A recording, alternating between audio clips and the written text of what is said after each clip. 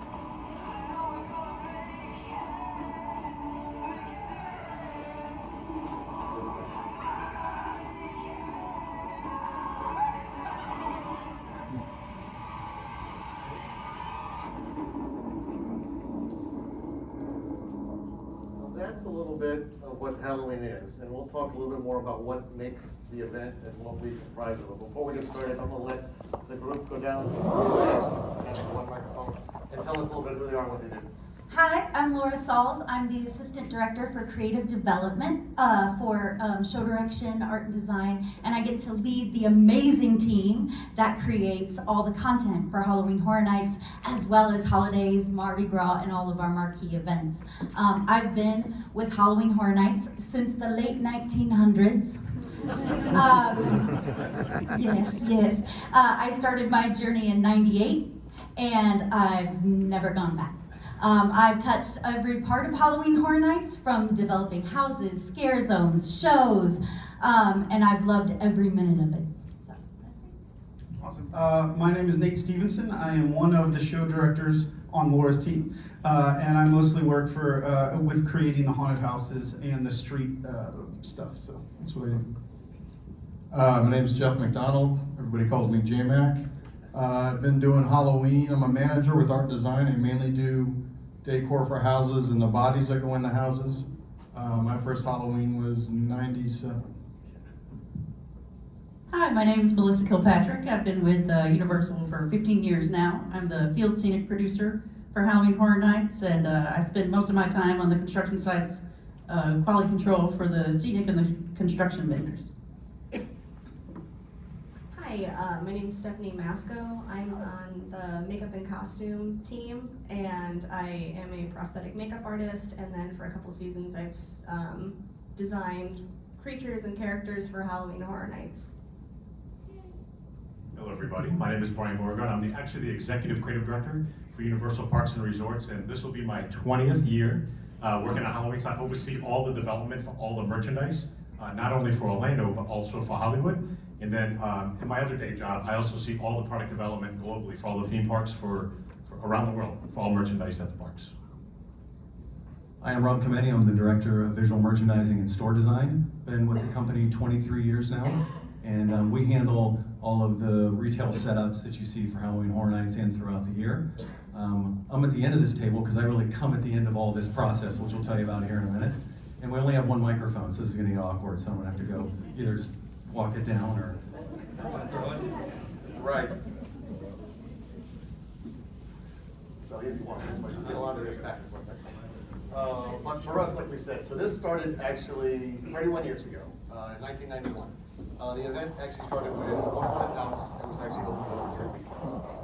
Today, we're open close to 44 nights for our season. We do 10 haunted houses, 5 scare zones, 2 live shows.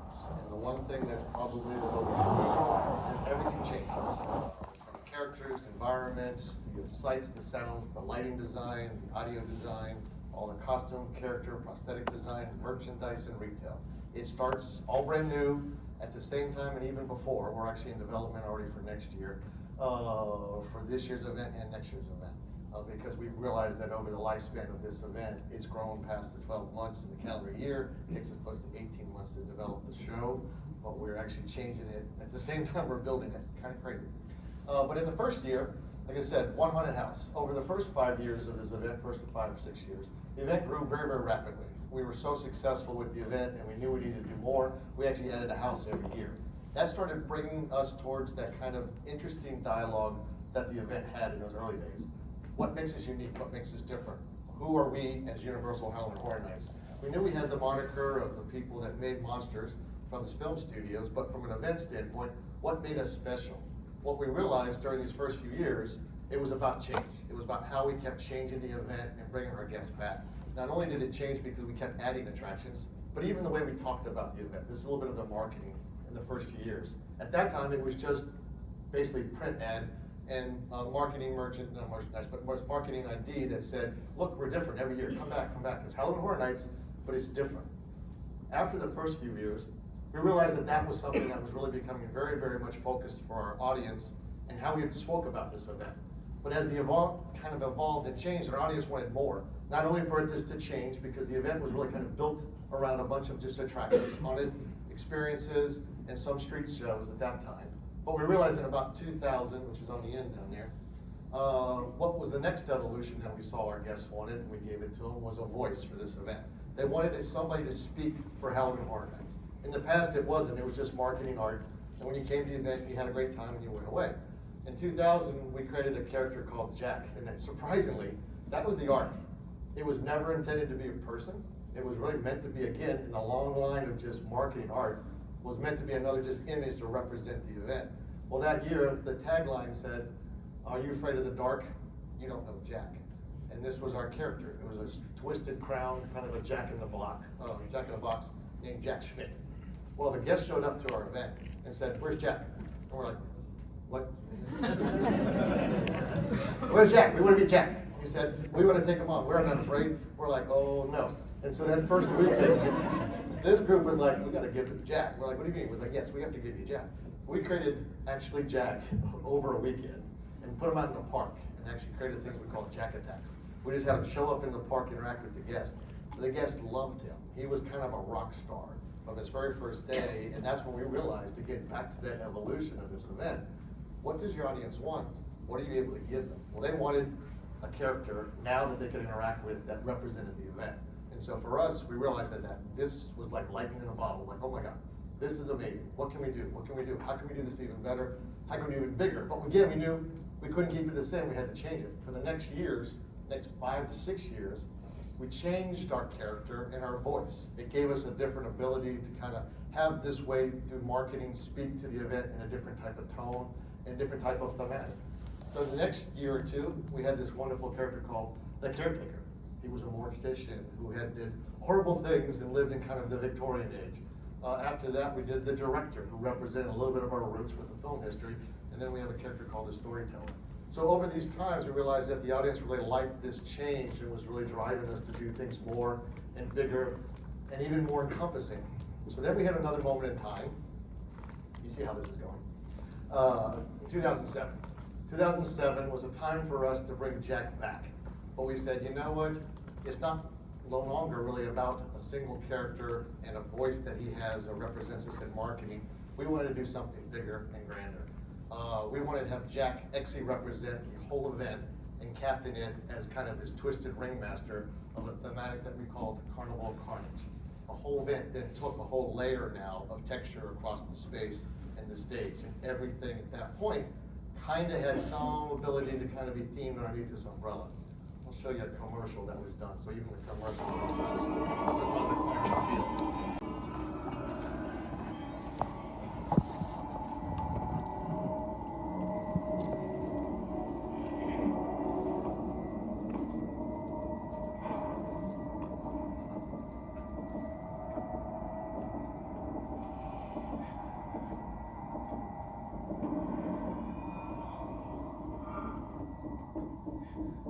So what's my future? You don't have one.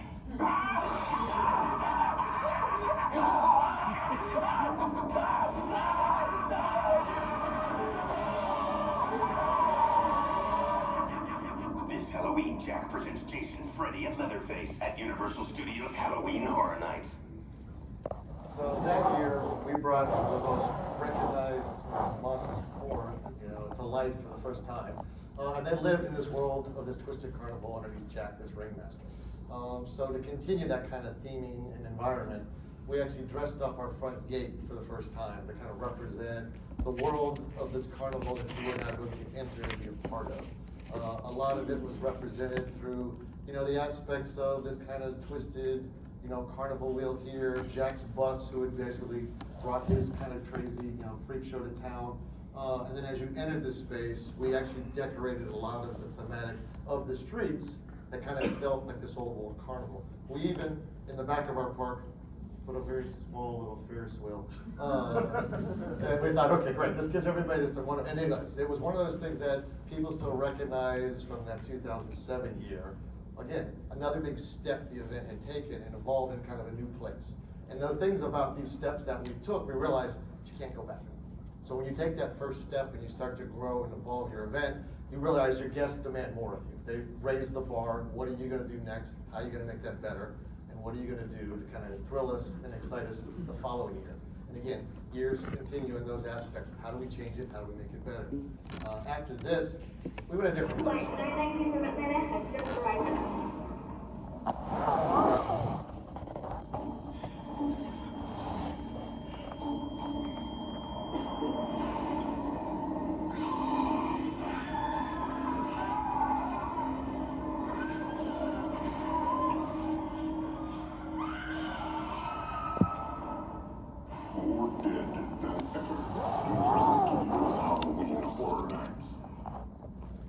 At this point, the world has changed.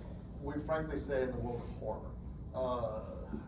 From that point, prior to this moment, before Walking Dead actually showed up in the world of everybody's homes, that was on TV, but this was the thing that was unique. Horror at that time, prior to that time, we had recognized that horror lived within a very small window. It lived within October, November, maybe a little bit of September, but mostly it was in the fall. There weren't horror movies, there were horror TV shows outside of that window. If there was maybe one, if a Friday the 13th showed up in a March timeframe, ooh, you might get something, but mostly not. It wasn't until Walking Dead showed up and at the same time partnered with American Horror Story, horror moved on the calendar. And then we recognized that people now enjoy horror all year round. We're gonna talk to you a little bit about what we did and how we expanded the product. I'm gonna let Laura talk a little bit about this now. Yeah, we were really excited about working with this intellectual property, and because it also expanded the demographic, right? It really expanded the demo of who was watching horror. So when we were able to work with this intellectual property, we worked with Walking Dead over the next several years. But after year 1 of doing a really successful haunted house, we decided in year 2 that we do something, again, that we had never done before, and we wanted to evolve the event. So we took Walking Dead, and the entire Scare Zone program became The Walking Dead in the 3 seasons that they had out at the time. So we always do this opening moment for our guests. It was the very first time we had all the walkers from all 3 seasons coming at our front gate. People went crazy for it. In our New York Scare Zone, we represented Atlanta. Season 1, we had the tank. People went gaga for the tank. Day guests loved it, night guests, our Halloween guests loved it. Then we walked you through the 3 seasons with the barn and the campground, and then we finished with Clear back in Rick's hometown, where we saw, Morgan setting up all the traps. But it was the first time we took over the entire Scare Zone program with an intellectual property, which was hugely successful. And then we kept doing Walking Dead for a few years, and then we moved on to other IP. And this is another big moment in time.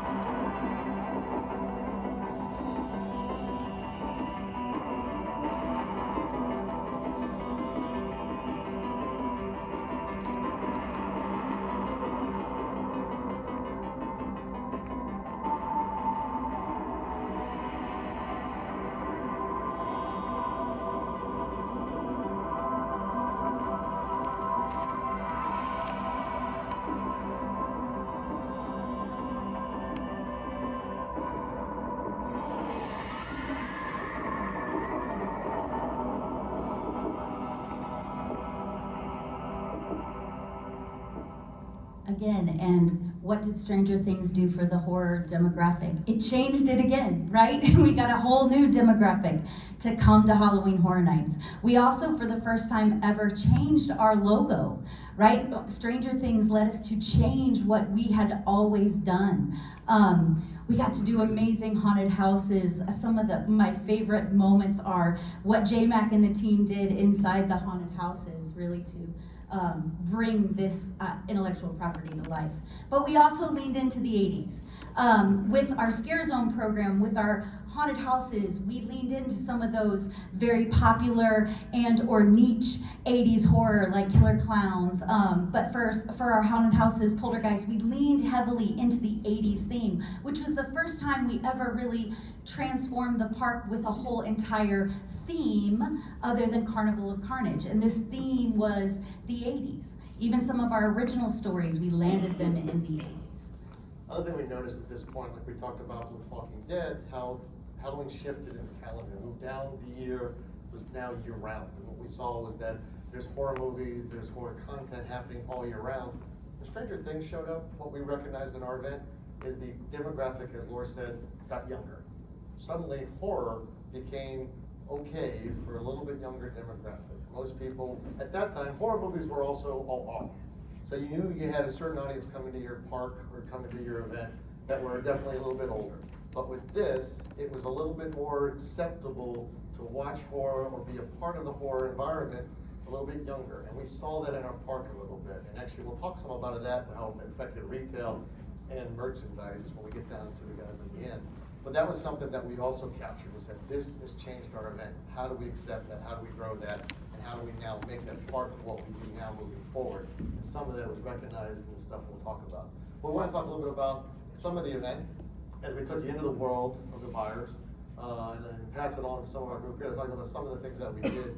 So here's a question for some of that might be helpful for your audience. So again, this was done in 2018. J-Mac, as part of our team who has to go find all of this stuff and buy it and place it. How was it? How did you find any stuff for funny? I'm very proud of that blanket on the couch, because that's the exact match that was in the show. It's really difficult to match an IP like that, especially in a period, the 80s, It's really all about getting the reference photos, and it's like Blade Runner where you're zooming in. Like there's a blurry poster in the background of somebody's bedroom, and you zoom in and try to figure out what that poster is so you can find it and put it in the maze. Same thing with the walkie-talkies the kids had. I zoomed in, and then the internet, I mean, you just Google it, Stranger Things walkie-talkie. Boom, it all pops up. There's like 20 on eBay. Buy them all. It's an amazing resource. Same thing with wardrobe. I mean, the bodies that I got to put clothes on the bodies that match. eBay, Etsy's another great resource. It's so many artists just do replicas of the stuff and put it right on Etsy. And it's a wonderful resource to get stuff in the houses. Well, listen, so what's also interesting about when you start doing period pieces like this and very recognizable like these, wallpaper actually is hard to find. What do we do with wallpaper a little bit? We're super fortunate to have such a talented group of graphic artists that work with us. And they are able to, and with the advances in textiles now, anything you can imagine can be made into wallpaper. All you have to do is have someone imaginative enough to come up with that wonderful repeating pattern, and it can be produced over and over, easily applied, and it just changes the whole look of the room. Yeah, it's tech works for us to change the box event. We print a lot of stuff that you wouldn't be able to surprise us to print nowadays. But from that, we also have to construct all these mazes. So through the construction process, what is it, give me a time frame of what it takes to build one maze? Not enough, but we managed to pull it off in just about a month, give or take another week or so to do finishing details and punch lists. But we spent about 2 weeks constructing the rectangular walls of the maze, and then 2 weeks for our scenic team to come in and do layer upon layer upon layer. Yeah, and that continues with our technical teams. They get about a week a piece. They kind of layer in from audio to lighting to special effects. So really within a time frame of about 2 months, basically, we have a whole house built from zero to fully finished, ready to open and operate for our park. And we do that in sequence. So across 10 haunted houses, you can start to do the calendar. That's why we just started, how many houses we just started to build this week? Monday? The first one starts on Monday. Okay, thank you. So yeah, it is crazy, it's insane. These are some of the pictures for the second season that we did, that we actually took season 2 and season 3. So these are some scenes that you might be familiar with. This is Hopper's cabin that has the main, destruction that happens with 11. For this type of stuff, like I said, let me ask you guys a quick question. When you have to build a thematic like this that has to incorporate special effects, how does that process work?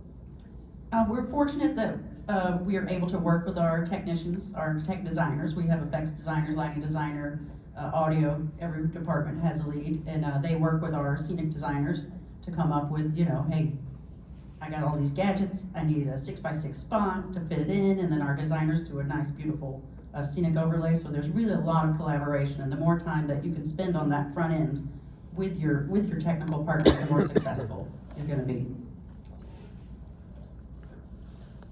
Jump over to a little bit of makeup design, because again, and we'll pass the microphone down to Stephanie. Like anything, trying to create a character for all the different environments that we have to do, but the Demogorgons were quite unique. And tell us some of the challenges or fun things you had to do with Demogorgons. I think the one thing I do remember with the Demogorgons was working with costuming and figuring out how we were going to make the Demogorgon from head to toe, what was going to be a mask, what was going to be gloves, etc.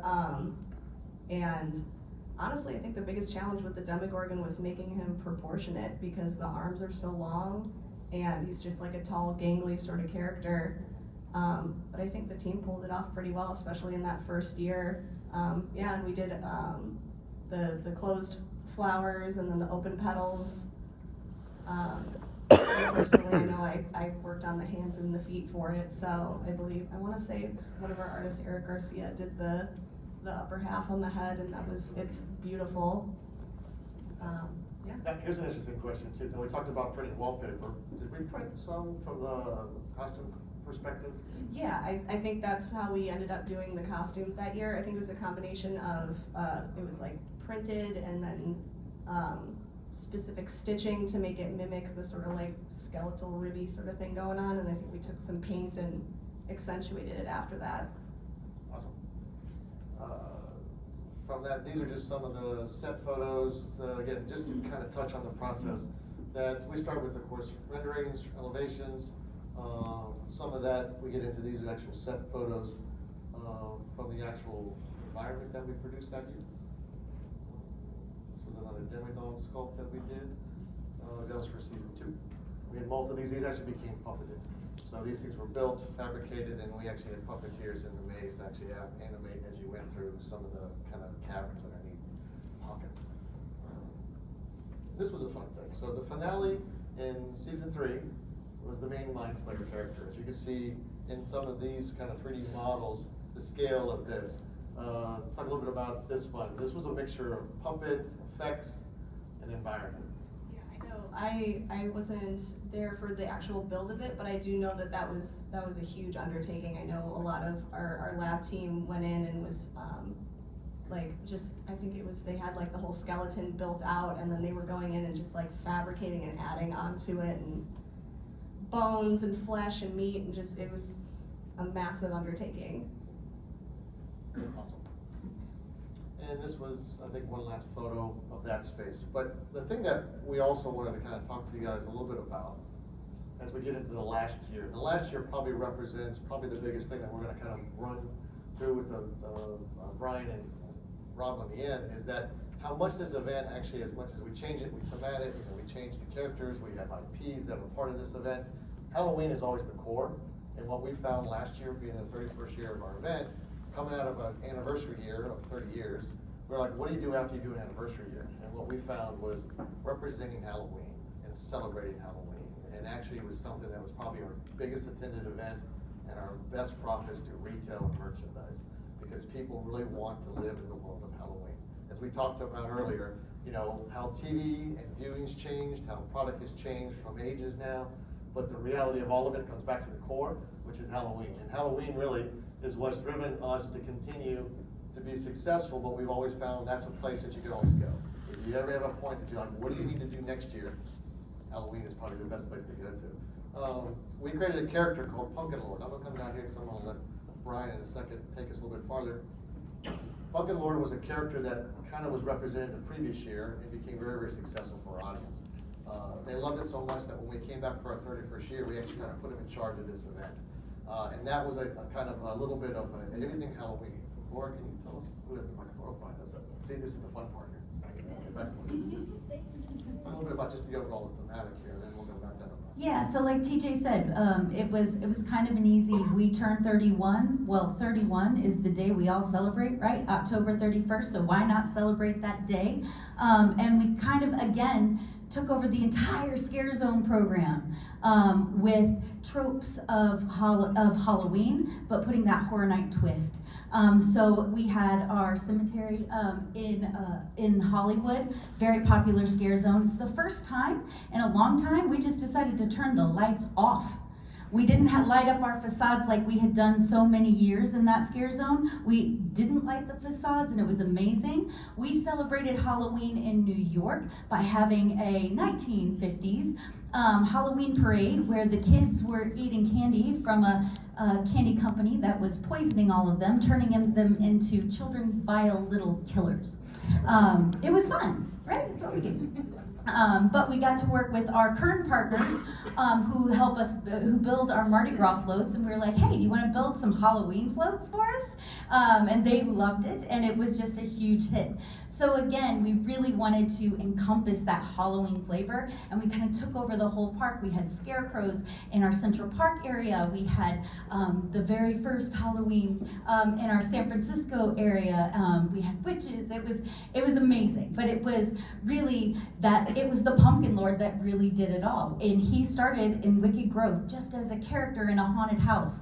And that year, I know I went through the haunted house several times, following people that said, all hail the Pumpkin Lord, the whole time through the haunted house. So we knew we had something with the Pumpkin Lord. And I know Steph and the team really got to evolve the Pumpkin Lord again, making him not just a masked character, but making him a speaking, iconic character so his mouth could move. The prosthetics on that character were just beautiful. And our scenic team making that giant pumpkin that he lived in, and then just decorating the entire front of the park with jack-o'-lanterns and pumpkins. It was amazing. Well, back down the load here.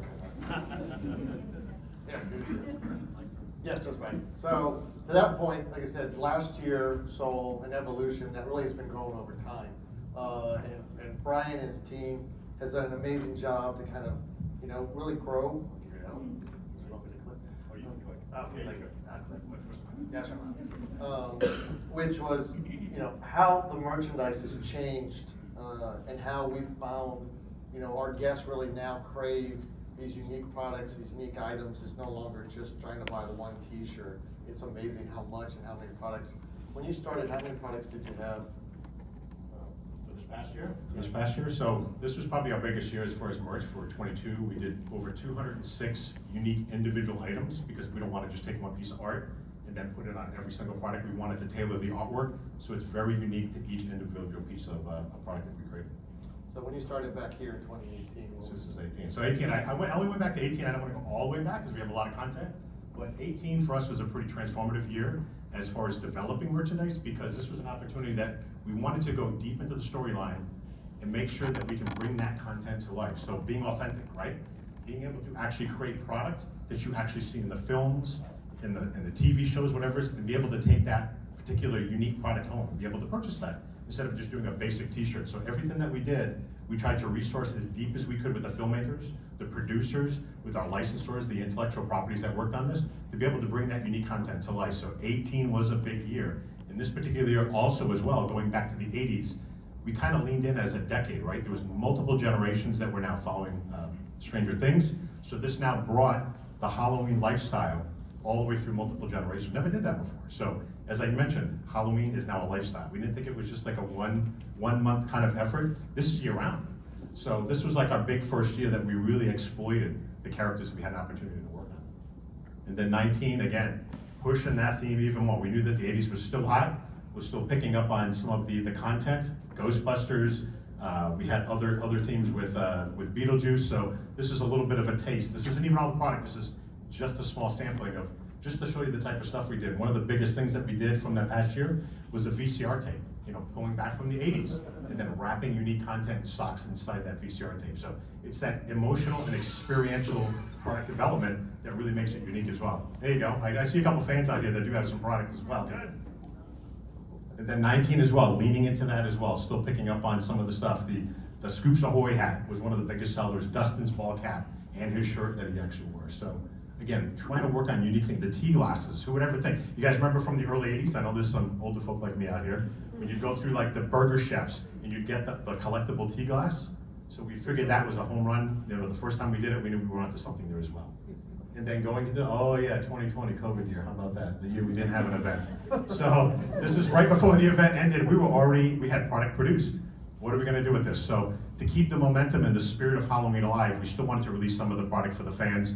And Rob was able to keep the store open for a very limited amount of guests that were able to pulse through the park daily. Sometimes we couldn't do it based on the height of COVID, but we had product done. This was our 30th anniversary, so we had to at least produce something and be able to give the fans something, give them a reason to keep going on, because that was a really tough year for us. And then again, this was a big year because we were celebrating some years. We were doing throwbacks to some of the original posters, so we actually pulsed a guest survey with the fans and our annual pass holders, what were some of their favorite years. And once we took that content, we actually went back and reproduced some of the original artwork from back all the way to the first event as well. And then 21 hit, here we go, 30 reboot part 2, here we go. So now, we've created all this illustrious product for 2020, but the fans now still want something different, even though we didn't get delivered. So we did a hybrid version, and we did blend some of the product. But we went back to the retro years, went all the way back to the original Hollywood marquee sign and some of our original content, did some black and white, tried to change it up a little bit. Different art styles, different product, as you can see.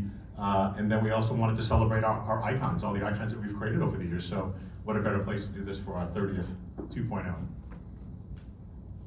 And then last year's event. So last year's event, we kind of titled this Holiday Traditions. Again, this became a lifestyle. So we wanted to go back to the root. And every year that we actually designed product for the event, it has to be different. We don't want to try to repeat anything or the theme every year, but thematically, this connective tissue went all the way across the park. Entertainment, marketing, the full campaign. So we wanted to exploit that as much as possible and really push the boundaries of what is the core Halloween content that we actually can do. So, we created some unique characters, and as you can see here, the product was robust. This is the year we did 206 unique designs for the particular event. 3 guys working on the pieces. So this is a lot of work for 3 gentlemen that worked on that. We came out with a year also, I see some gentlemen out here, we came up with a line, the next slide, please. Studio Screamers was a big thing that we had launched back in 2020. But as you see here, some of our content that we're showing, a lot of this product, we didn't actually just kind of lift photography from the studio. We actually did illustrations, and it was unique illustrations from all the art team to make it as authentic and unique as possible, because we wanted to make sure that whatever we're creating here is not something you can go to Target or Kohl's to be able to just pick up. So I wanted to make sure that the only place you can get it is in the park or get it on e-commerce.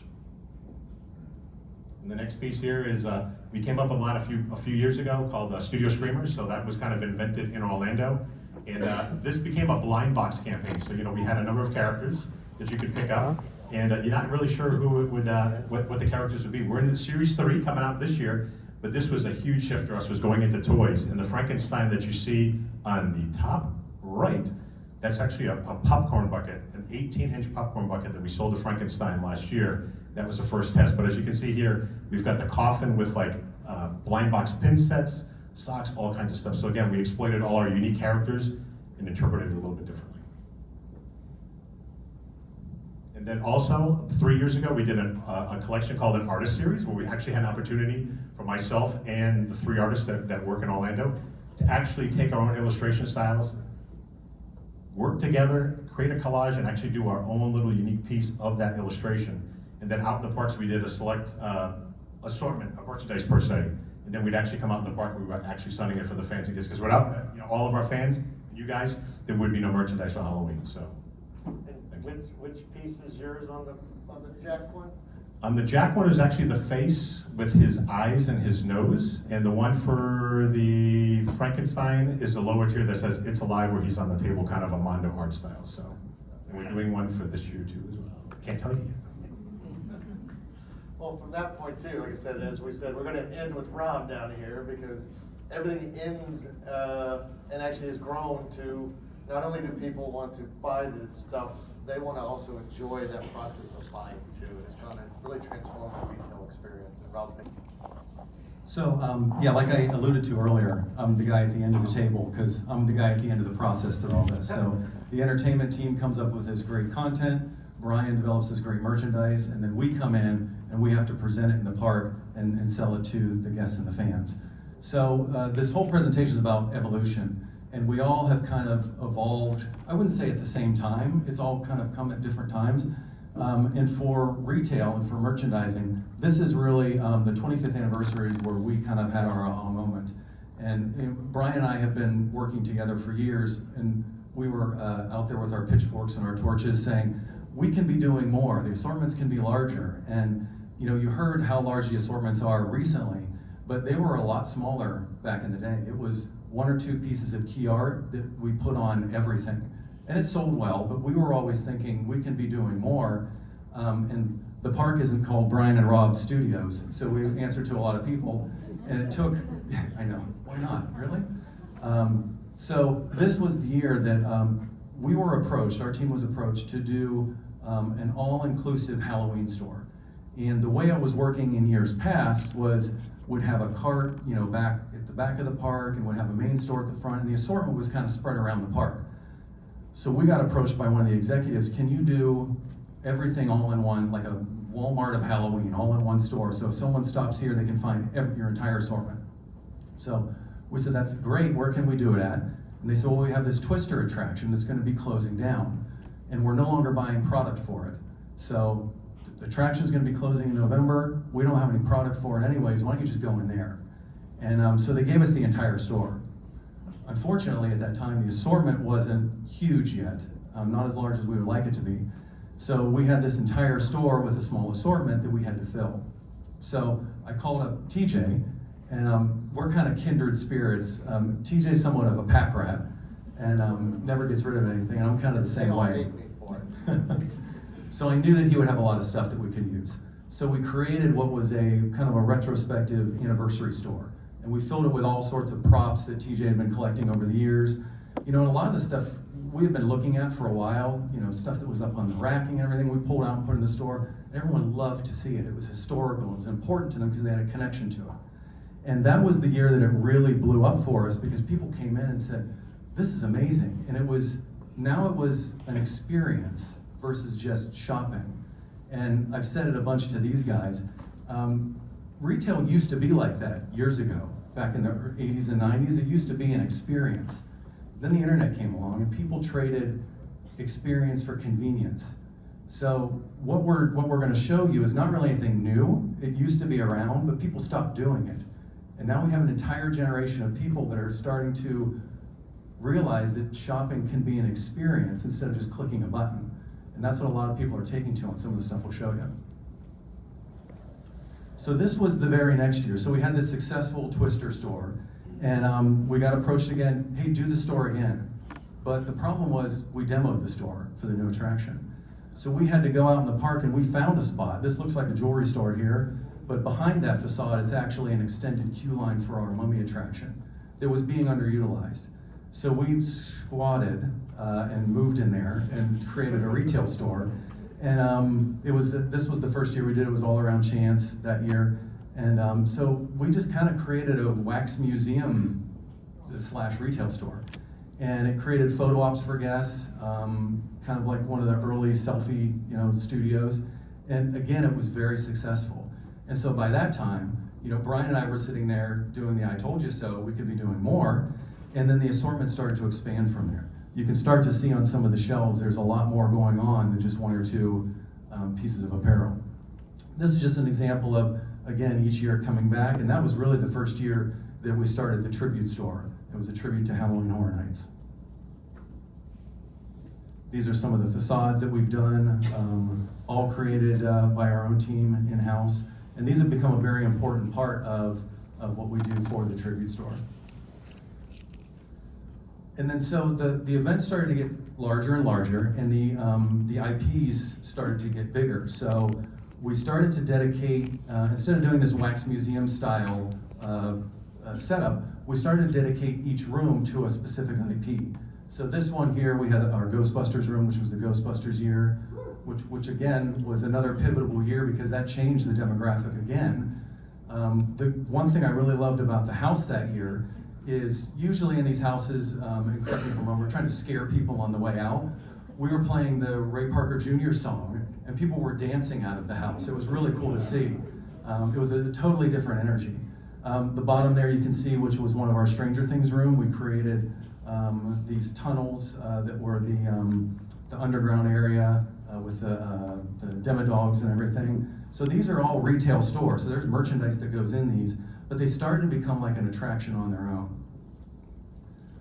These were a couple more years where we were segmenting each room out. This was Universal Monsters. We had the Frankenstein's Laboratory.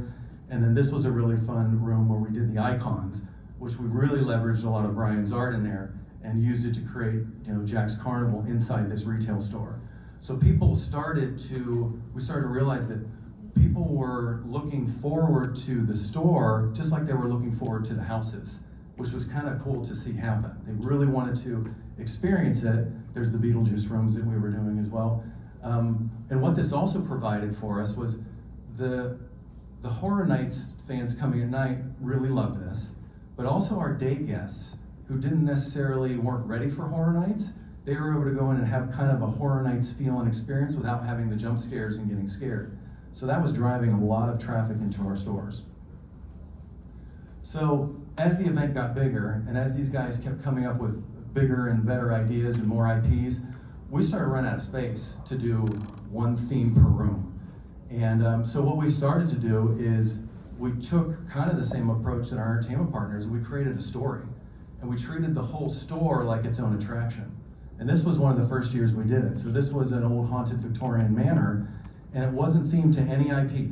I think that year we had Beetlejuice, the icons were there was a couple others. So sharp-eyed guests, as they went through the rooms, there was some journal entries from the person who lived in the house. So there was a whole storyline that went along with the retail store. So as the IPs in the event got bigger, we had to evolve as well because we didn't have enough space. This was last year, just a few months, feels like just a few months ago.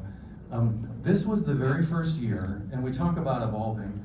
You know, Brian and I have been in lockstep for many years, and we've been, you know, partnering with TJ's team and entertainment group.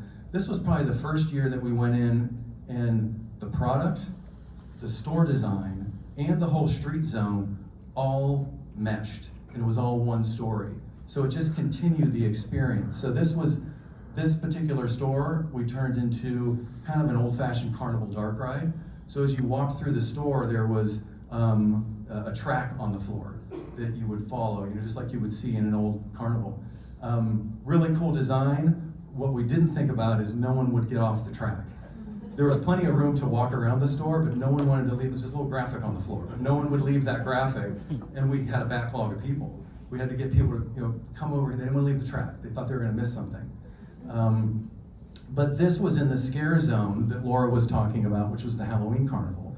And they even worked it into their spiel, and some of their scare actors were talking about, go visit this attraction that we brought to you, and it was all looped into the same storyline, which worked out perfectly. So this is a couple other things I wanted to point out. So it's one thing to put the merchandise out, the great pieces that Brian's team is doing, and it's, you know, Horror Nights, we kind of joke, you know, if it's Horror Nights, it's going to sell. You know, everyone's going to love it. So what can we do beyond that, beyond just the regular souvenirs and everything? So the one year we brought in our foods team, and we said, we want to set up a case line just inside of a retail store. So we tested it. That particular year we tested it, we had these hearts that were like gummy hearts, and they had air bladders, and they were beating.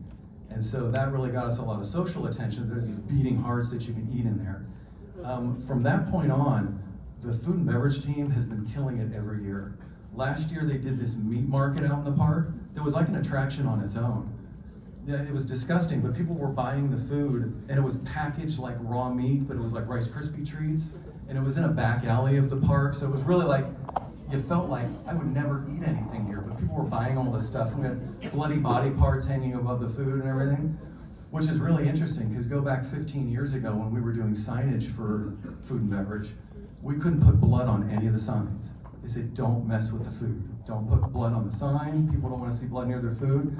And now we're doing a meat market that looks like raw, disgusting meat, and people are buying and eating it. As is on the far side there, you know, to entertain ourselves, we'll sometimes put Easter eggs in the stores and everything for people to find. And then for a few years, because we wanted to be famous, we were putting our own faces up on the walls and stuff. We're like, I'm gonna hide my face up there. You know, someone will find me, then they'll recognize me.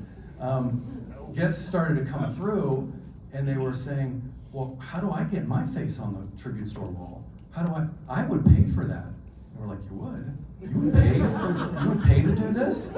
And so then we're writing this down. And so the next year, you see that kind of Victorian hallway? We opened it up to guests. All we did was we put an A-frame in the park, and we said, do you want to be in the tribute store? See a team member for details. And people started paying to have their faces put on the walls. The one down here in the bottom, this was last year, I think. I'm looking back because my team's back in the back. This was last year, right? We created a crypt, kind of a crypt, a mausoleum crypt, and we sold crypt plaques. And it sold out. This was early as we were setting, but every one of them sold out. What's great about this is it's fun to come and see your picture and everything. The first people that are buying these are the content creators. The people that are doing the blogs and the social media, they come through, and that's extra content for them. So it's valuable to them. So this I wanted to point out. So this really has nothing to do with Halloween Horror Nights, but this was kind of a proof of concept for us. We tested a Halloween store over on our other parks. So we have a couple of parks there with Universal and Islands of Adventure. So we tested a Halloween store over in the other park. And again, this was one of those things, hey, do you think you could do a Halloween store? And we're like, yeah, I think we could do a Halloween store. You know, I think you called the right people. So we set up this Halloween boutique over in Islands of Adventure. Did phenomenal. It actually did the same amount of revenue in the Halloween season that it did for close to 10 years operating as the other store. So that was proof enough to let us keep a year-round Halloween store in the park. We've been saying it for years, and we've got Christmas stores. We have 2 Christmas stores all year. We need a Halloween store. So doing these highly themed retail experiences really does work. I think people are excited about it, and they're not used to it. They're used to going to Amazon, I do it too, and just clicking on something because it's convenient. Getting in a location like this and being excited, they're buying more, and they like that experience, and it's safe. So people of all ages can experience something like this. This was another one that was an off-season project for us. So our mummy attraction was getting ready to undergo long-term maintenance, by about 6 months.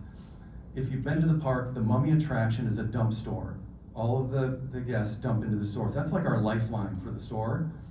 Without that ride operating, there goes all of our traffic.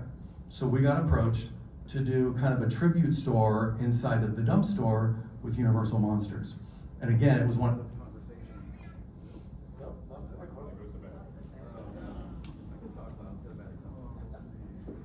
So this was one of those conversations where they said, hey, can you... Hello, hello.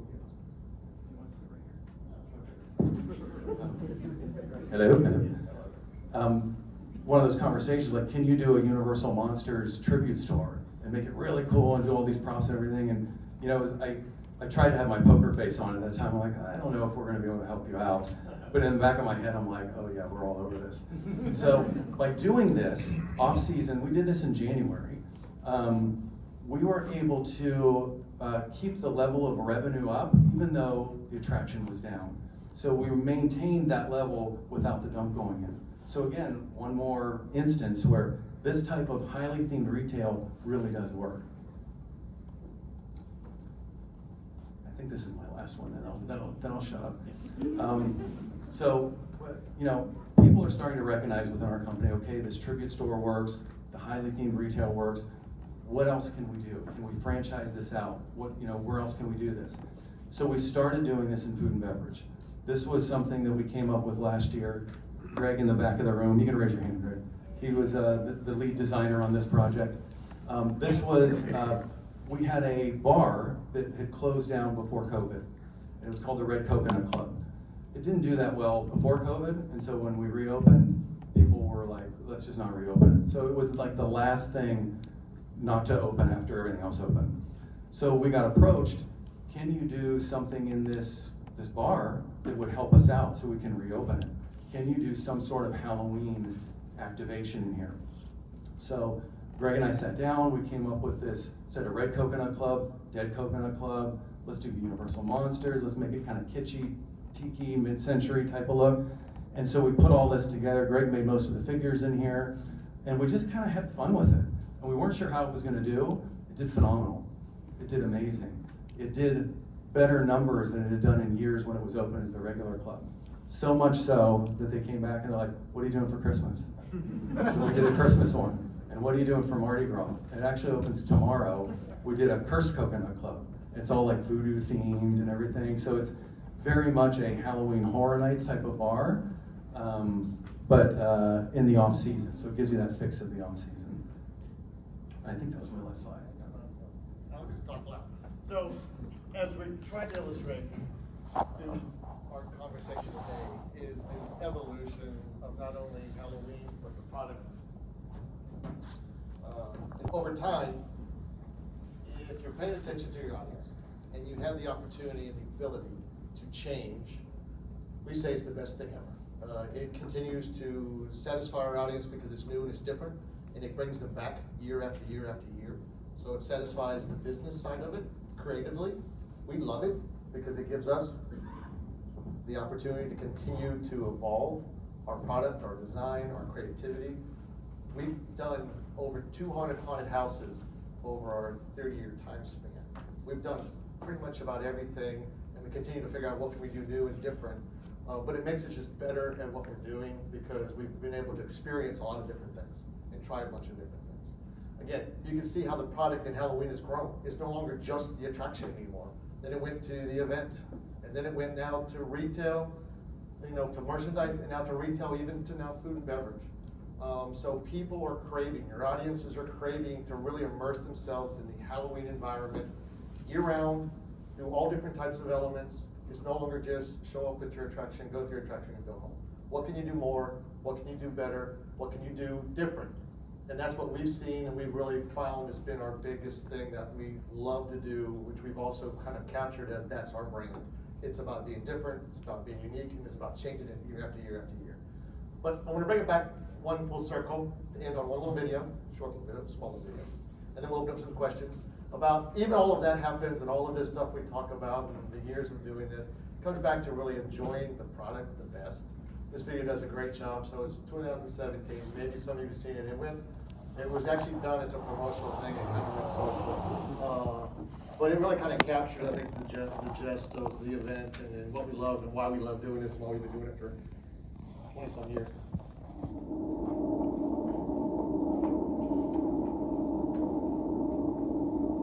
What else are we gonna go do right now? What are we gonna do? Scarecrow. Scarecrow? Scarecrow. You look ready, Daniel. You look ready for some scarecrow. Hands. Steady hands. Yeah, we got pictures of you. You know what? I hold the gun. Alright.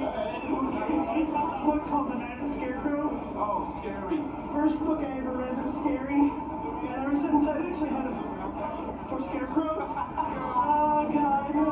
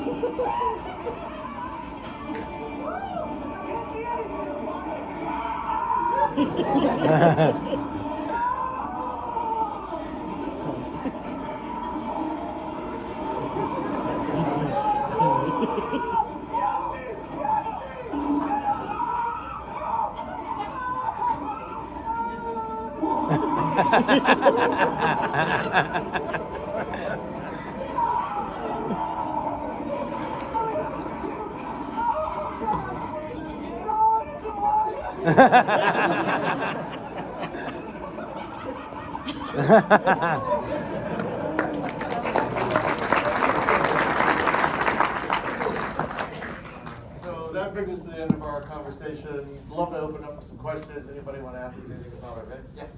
How closely do you work with the West Coast when you're using the same IP to make sure? I'll let Laura talk a little We bit about that. collaborate with them the whole entire way. We start our development at the same time, so starting in September, currently, that's gonna be probably earlier In the next couple of years, but we are in lockstep with our partners in Hollywood the entire process. How do you like start working for Universal or like Artemis? Like, how did you guys get into it? Well, that's a whole panel in itself. Why don't you wait afterwards? We'll talk to you afterwards about that. How about, did you have a question? Yeah. I had a question. Payroll, marketing aside, what is the production budget that you would have? I know it's probably similar to all our haunts here. Yeah. There's three things we cannot answer. Going out. One is financials, Yep. attendance, and what's coming this year. We get asked a lot. Since we change it every year, we can talk about anything that happened in the past and what we've done. Most of it's because it's a publicly traded company or competitors, stuff of that nature. What's the average size of each house, square foot? Square footage, so roughly about 8,000. Wait, what are you noticing as changes in demographics for your guests? It's gotten younger. It's gotten a lot younger. Stranger Things really changed that demo, but over the last several years, we've seen a drastic age, demo decrease. But also in, I know this because it happened for my child. It's a rite of passage for high schoolers. Like when you're in 9th grade, I remember my niece who didn't go to Horror Nights till she was in 10th grade, but she was like, can you get me a shirt? I just need to wear a shirt on the day it opens. I need a shirt the day it opens. And I was like, oh, okay. I hate to say this, we're done, but I'll take one question. I'll take your question. What do you see for the next 5 to 10 years, What do we see for the next 5 or 10 years? other than stuff you can't tell us? That's right. Bunch of stuff we can't tell you. Actually, we don't want to keep, I know there's another one coming in and we want to be respectful, so we can go stand out on one of the sides here, on this side here. We'll go stand out on the side and we can still hang out and take questions and things like that if you guys want to come out there. Thank you so much.